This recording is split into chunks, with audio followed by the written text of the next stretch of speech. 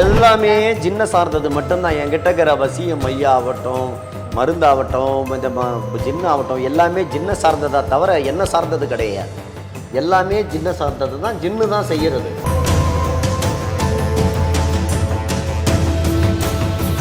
கணவன் மனைவிக்கு ஒன்று உண்டு, காதலுக்குன்னு ஒன்று உண்டு, எல்லாத்துக்குமே வேறு வேறு மை தான்.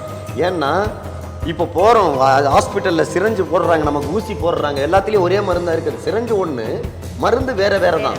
அதே மாதிரி தான் இதுலேயும் மருந்து வேறு வேறு தான்.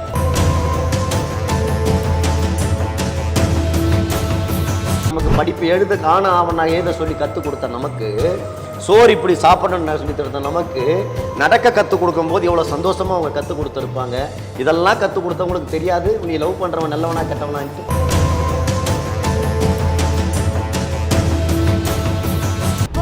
நம்ம நிறைய இப்போ ரீசெண்ட் டேஸில் நம்ம பார்த்துட்டு இருக்க ப்ராப்ளம்னு பார்த்தீங்கன்னா கணவன் மனைவி புரிதல் இல்லாதனால அதிக பிரிதலை நம்ம பார்த்துட்டு இருக்கோம். அதுக்காக உங்ககிட்ட வந்தால் அதை நீங்கள் எப்படிங்க அணுகுறீங்க?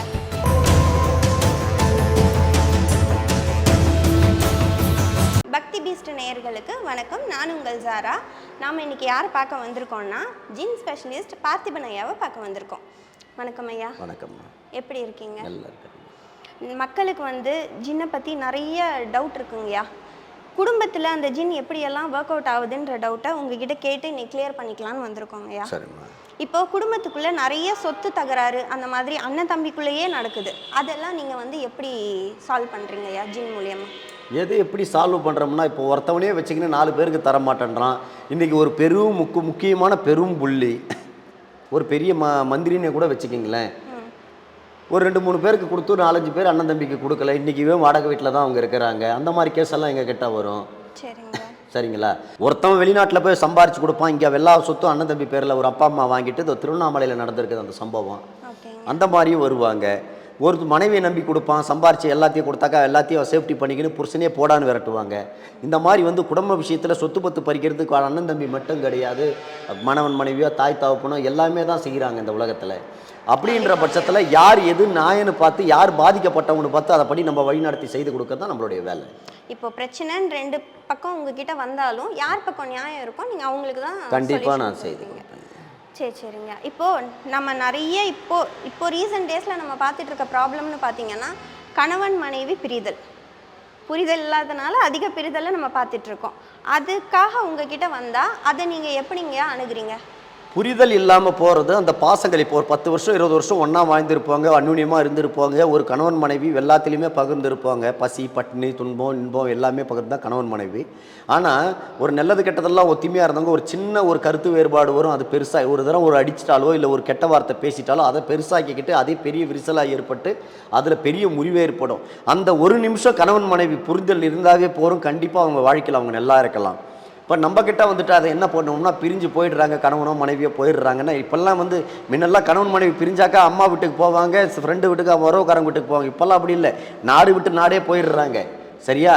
கேட்டா என் பொண்டாட்டி இப்போ பாண்டிச்சேரியிலேருந்து ஒருத்தர் வந்தார், என் பொண்டாட்டி இப்போ எங்கே இருக்கிறாங்கன்னு கேட்டால் நானே ஷாக் ஆகிட்டேன். இல்லை சார், போன வாரம் சண்டையில் இருந்தாங்க, இப்போ எங்கே நான் துபாயில் இருக்கிறாங்கன்றாங்க. உலகமே மாறி போயாச்சு.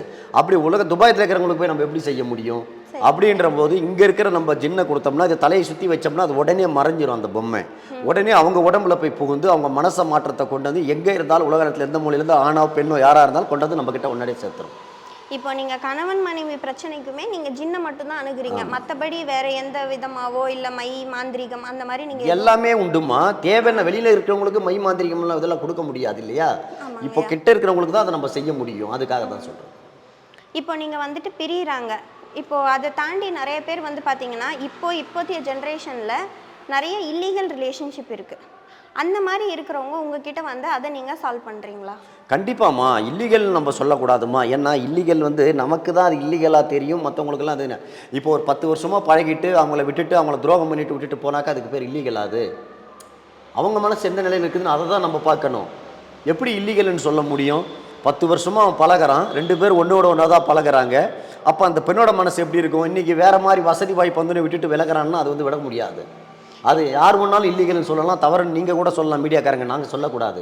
ஏன்னா எங்கள் கிட்ட வர்றது அந்த பாவங்களை அவங்க கண்ணீரை பார்க்கும்போது எங்களுக்கு தான் தெரியும் அந்த கஷ்ட நஷ்டங்கள். இப்போ இப்போ வந்து ஒரு கணவன் மனைவி இருக்காங்க, அவங்க கூட இன்னொருத்தங்க தொடர்பில் இருக்காங்க, உங்ககிட்ட வராங்க அப்படின்னா நீங்கள் அந்த கணவன் மனைவி எனக்கு என்னோட கிளைண்ட் தான் முக்கியம் அப்படி நீங்கள் உங்ககிட்ட வரவங்களை பிரிப்பீங்களா, இல்லை உங்கள் கிளைண்ட் கிட்ட நியாயம் இல்லை அப்படின்னா அதை நீங்கள் பண்ண மாட்டீங்களா? எந்த காரணத்தை கொண்டு என்கிட்ட ஒளிவு மறைவு கிடையாது. நான் எதுக்காகவும் நான் வெளியே நல்லவனாக காட்டிக்கவும் மாட்டேன்.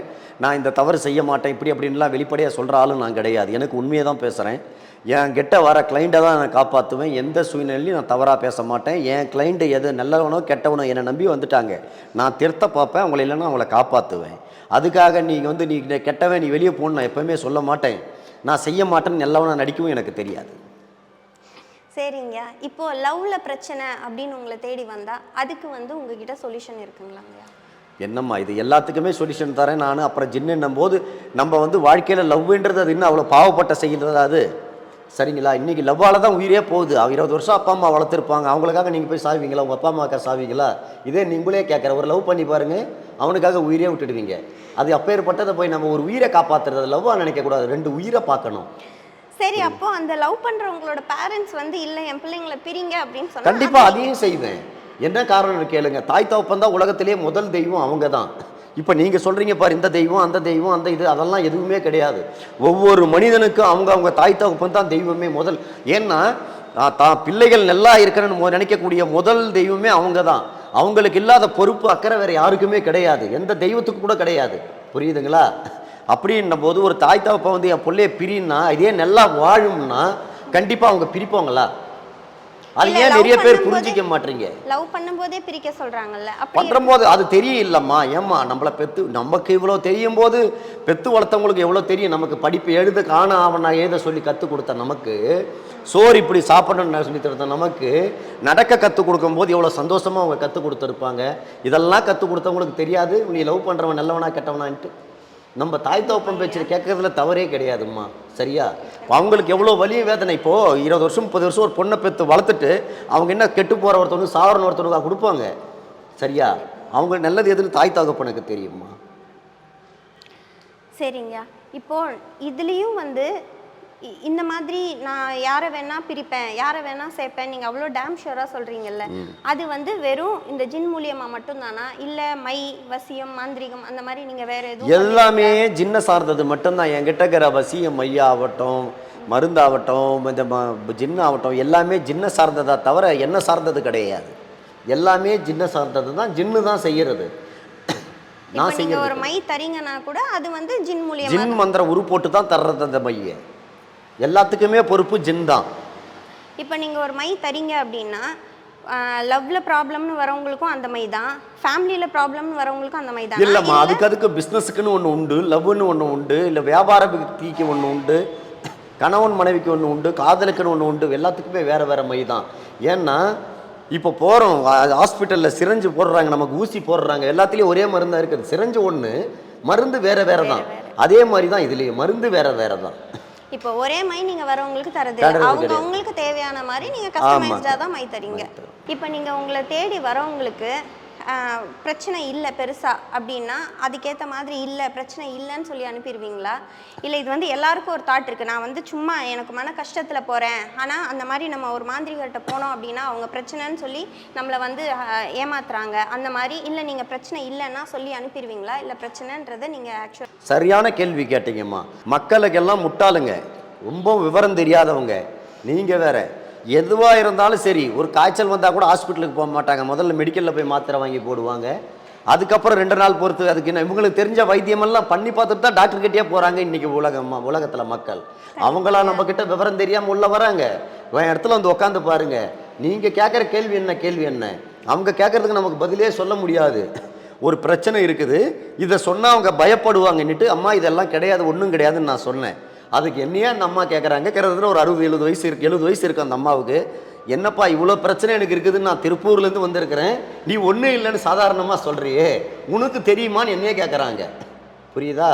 மக்களை யார் முட்டாளாக நினைக்கிறாங்களோ அவங்க தான் முட்டாள். மக்கள் இந்த காலத்தில் ரொம்ப விவரமாக இருக்கிறாங்க. ஒரு குழந்தைய கூட நீங்கள் ஏமாத்திருங்க பார்ப்போம். சரியா?